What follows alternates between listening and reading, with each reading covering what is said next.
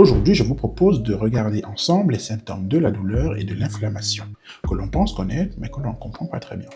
Je vous annonçais précédemment que je compte lancer une série de vidéos sur les mécanismes d'action des médicaments qu'on utilise au quotidien pour que vous puissiez mieux appréhender vos traitements que vous prenez à la maison.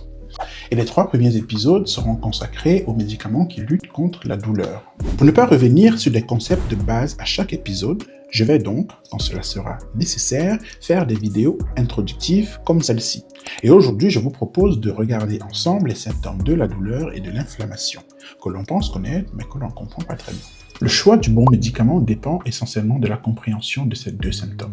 La douleur n'est pas un simple signal qui vient d'une zone du corps.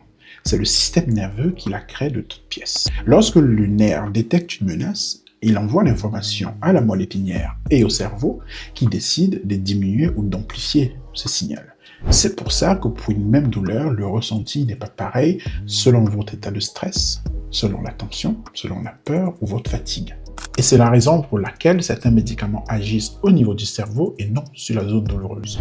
Quant à l'inflammation, et contrairement à ce que beaucoup de personnes peuvent penser, c'est d'abord un mécanisme de protection de l'organisme face à une agression ou une lésion. C'est ainsi que cet organisme libère des médiateurs tels que la prostaglandine et les cytokines qui vont sensibiliser le nerf, le rendre un peu plus sensible. Et c'est lorsque cette inflammation est non contrôlée ou dure dans le temps qu'il faut agir. Les 5 signes de l'inflammation, la rougeur, la douleur, le gonflement, la chaleur et une perte de fonction. Chose très importante à savoir, la douleur peut exister sans inflammation. Nous avons l'exemple des douleurs nerveuses, des migraines ou encore la douleur du membre fantôme, pour ceux qui savent ce que c'est.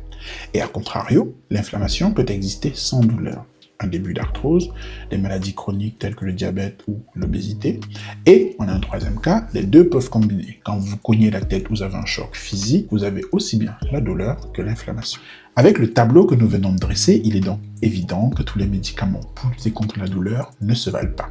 On ne choisit pas un médicament selon l'intensité de la douleur, mais aussi selon le mécanisme d'action de celle-ci. Et c'est exactement ce que nous allons voir très prochainement.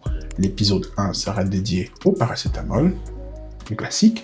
Épisode 2, tous les antalgiques, opioïdes et non opioïdes, tramadol, morphine et tous les acolytes. Et le 3e épisode, les anti-inflammatoires, stéroïdiens ou non stéroïdiens.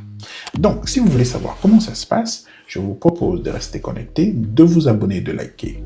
Ça ne coûte rien du tout. Et on se dit à la prochaine. Ciao.